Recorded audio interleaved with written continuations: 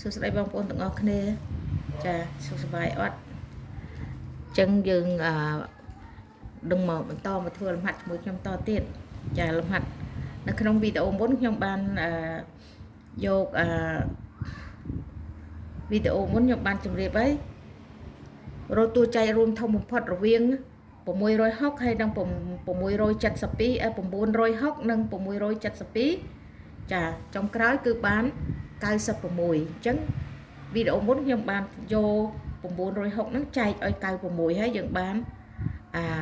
ចប់មួយលើហើយតទៀតយើងត្រូវយក672ហ្នឹងចែកនឹង96ដូចខ្ញុំបានតាំងចឹងចាអញ្ចឹងយើងចាប់បន្តទៀតយើងអត់ទាន់ចប់ទេណាក្នុងព្រោះគុណរួមទុយបំផុតហ្នឹងយើងនៅមិនទាន់ចប់ទេអញ្ចឹងយើងមួយលើមួយដំណាក់មួយដំណាក់អញ្ចឹងអូខេអញ្ចឹងយើងបាន672ចែកឲ្យ96 672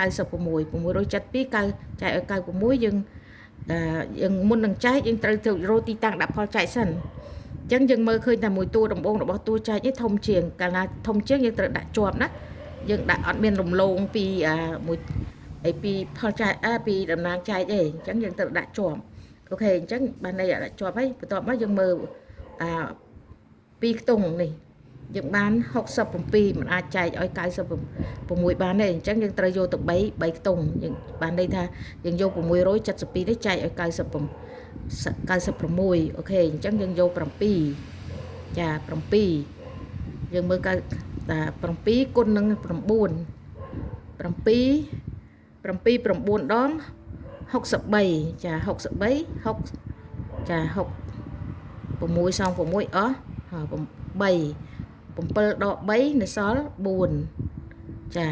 សល់4យើងរុញ2គ្រាប់មកចា4តមកទៀតយើងមើល7គុណនឹង6 7 6ដង52 7 6ដង42ចា42សង42អស់ចាអញ្ចឹងចម្លើយចុងក្រោយគឺ7ចាអូខេអញ្ចឹង672ចែកឲ្យ96គឺចម្លើយចុងក្រោយគឺ7